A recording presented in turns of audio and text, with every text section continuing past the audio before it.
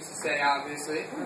Before I do, I want to say a quick story about Senator Carlucci and myself. And Ira mentioned that we met up on the Young Democrats circuit, and that is true.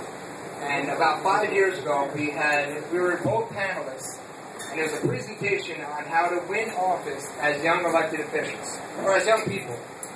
And yes, we did meet up, and we did that panel, and we rocked it, let me just tell you. We were unbelievable. But I noticed that every time I spoke, Senator Carlucci was taking notes. And I swear to this day, that's why he stayed senator.